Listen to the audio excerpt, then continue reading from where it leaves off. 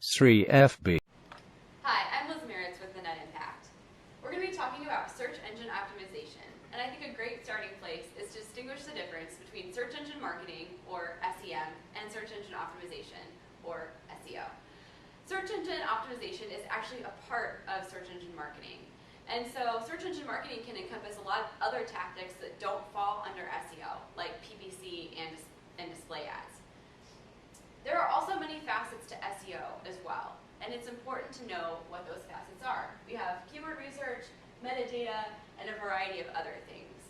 Today we're going to be focusing strictly on metadata, but I wanted to include keyword research because it's extremely important not to start filling out your metadata before you've executed a really well thought out and well researched keyword research campaign.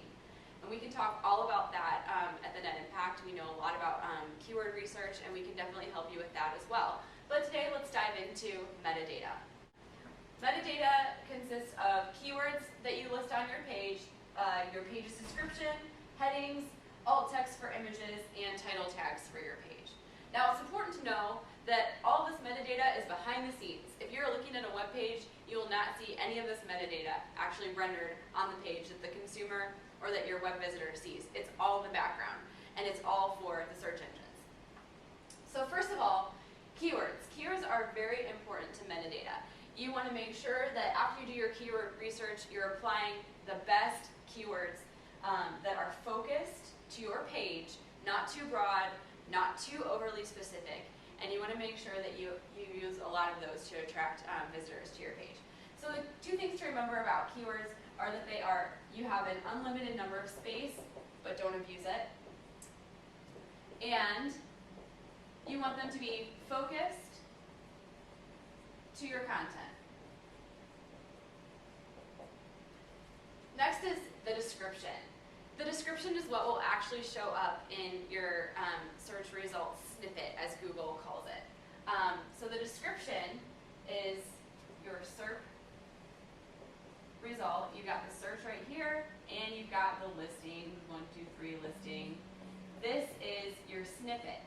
Now, it used to be that the descriptions would show up exactly as you had entered them into the snippet, but now Google will pull from a lot of different areas to create that snippet. So if you have a really well-written description, a lot of that description should show up in the snippet. Headings, you'll see headings in your source code. One of the things that a lot of people do for search engine optimization is they'll check source code, and all you have to do to check source code is control-click or right-click on the page, and you have the option to view source code, and you can see all of the code that's behind your website, which includes the metadata. So headings will be listed in your source code as H1, H2, H3, and these are all really important because they basically tell Google what the hierarchy of your content is. An H1 is more important than an H2 is more important than an H3. And a lot of times they're headings, they're bolded, so they show how your content is organized on your website. We also have alt text for images. This one there's a little debate about how to do alt text, and I know even among the team here we might have a little disagreement about what exactly alt text should be. But let's say you've got a picture right here. And we're gonna, don't judge my art skills, but we have a tree with a sunrise in the background. Well, typically alt text is supposed to describe exactly what that image is. So it's basically describing the image, it's not giving any additional information about it. So you have, the alt text would be, tree at sunrise. Now, a lot of times there's a deeper meaning to that image than just what it shows in the physical sense. And so there's also another metadata field that you can add to an image. It's the long description field. And in the long description field, you can provide more info about that picture. So maybe this is a tree at sunrise right before a rainbow appeared over the Grand Canyon. That would be where you can add content that would maybe connect that image specifically to the content on your page. Title tags. This is a big one.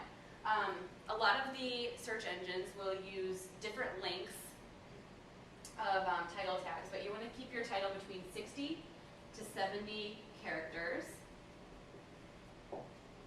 And you might want to do a little research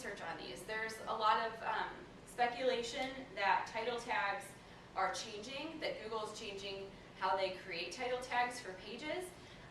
Typically, title tags were given a lot of weight in search engine rankings, and they were used to basically determine the content of the page. But now there's evidence that Google is possibly creating title tags with additional information from H1s and descriptions.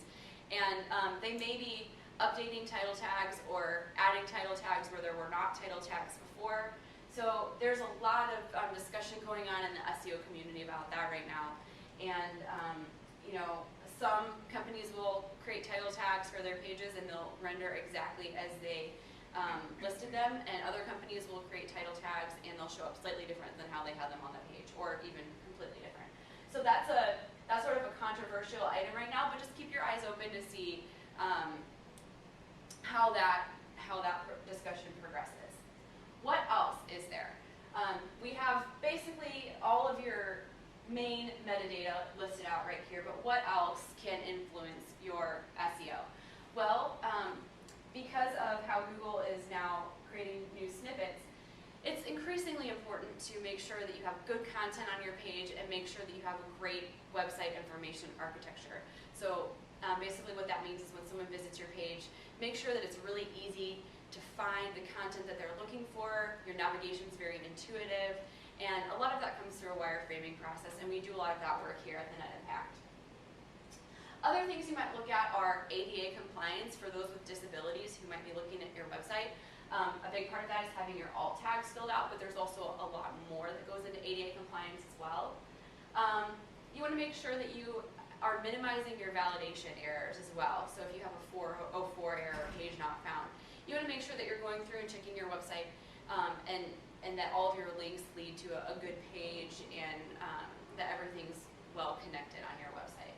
Finally, your URL.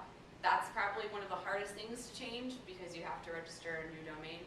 But make sure that when you're starting a web page, or if you're redoing a website and you can potentially change the URL, make sure that your URL still fits exactly what you want for your content, and that your URL in and of itself will be intuitive to people and they'll know exactly what to expect to find on your website. That's about it for our discussion of search engine optimization. If you need any additional assistance with search engine optimization or search engine marketing, please contact the Net Impact. We'd be happy to